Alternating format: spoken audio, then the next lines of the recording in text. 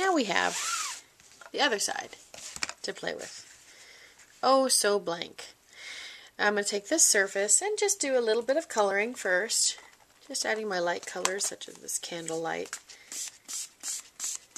Give it a glow. And I'm concentrating mostly on what I would call the edges, because I want to play in the center with something called stamps. Oh yes, I love these. Now this comes off. This is just the print. I've cut apart this base. If you'll notice, this is actually quite firm, a little piece of plastic that comes in the packaging, and I've cut it off so it fits my stamp.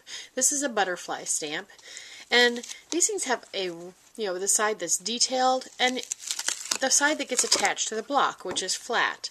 But it's not like the wrong side, it's actually just another side. On an image like this butterfly, it has symmetry.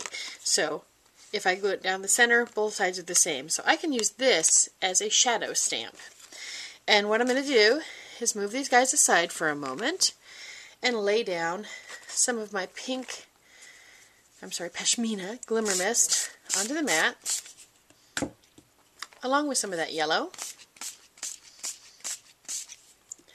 and maybe even a little blue, and just make a puddle pad here on my craft sheet.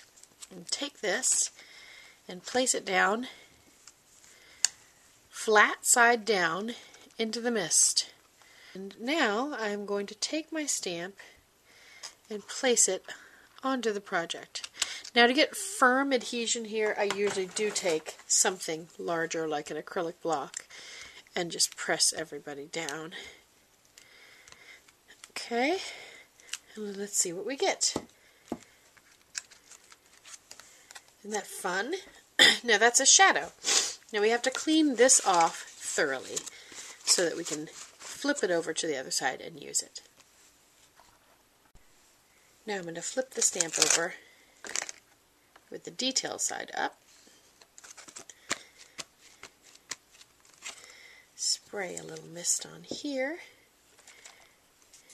I don't care if this falls on my project beneath. It's all good. And then take this and flip it over and place it right on top of my shadow stamping. Ooh, pretty.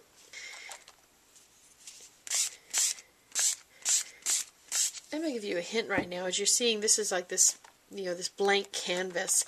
How many times have you bought a paper that you just realized you didn't really like later on, and it just sits there? If it's got a white background to it, there's no reason why you can't just flip it over and ignore the fact that it ever had a print on it at all. And use the back of the paper as a blank canvas for your work. Okay. Lifting these up. Nice and messy. Flip it over again. This one is a symmetrical image, so it's really easy just to flip it right over in the same space and not waste a drop. You'll notice I slightly offset it from where it was screened, so I'll get a little bit of that white halo effect around the stamping. And this one, when I flip it, it's not symmetrical, so I can kind of lay it a little bit off, because we're not trying to match that up at all. Just get those swirls on there. Okay. All right. Now I've got a piece of paper that I'm going to use for a lid, and it's blank on the other side. But this side isn't going to matter because it's going to be the inside of the lid. And I've got some area here. I'm just going to fill this in with some more color on my mat.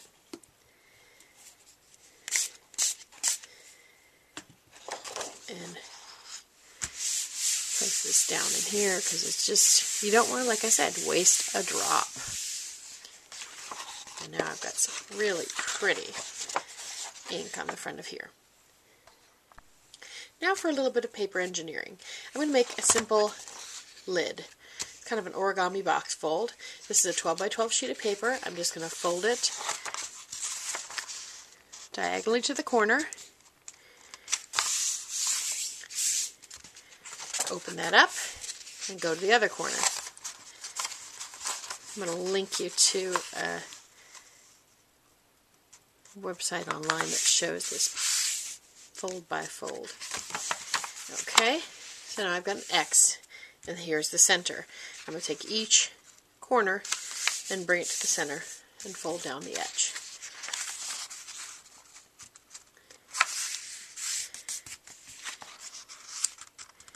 This is super easy to do.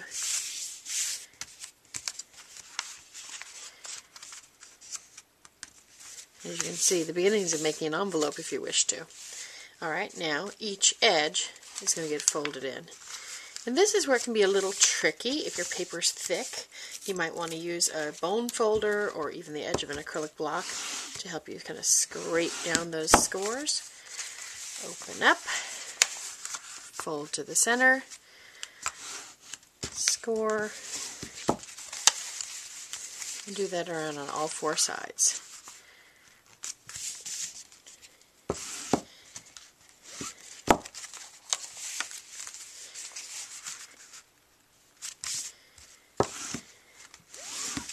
Okay, the magic is when you open this up, I know it's going to be difficult for you to see, but it almost looks like a quilt. You've got all these little squares in here now, and we're going to follow those to do a little bit of cutting work. I'm just going to follow along that line to cut in 2 squares deep on 2 opposite sides.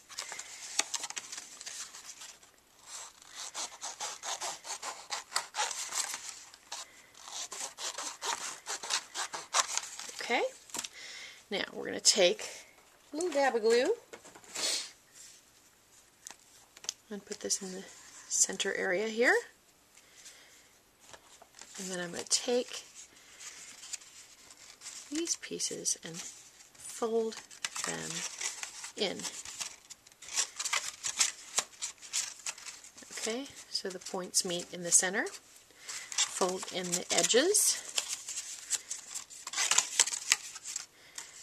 Okay, and then bring this down over the top. See how that works? You don't even need to do a lot of gluing at all. Folding these edges and bring over the cut piece over the top. And just like that, you've got a box lid. Now, that's going to be the lid for our finished piece. Pretty easy, huh?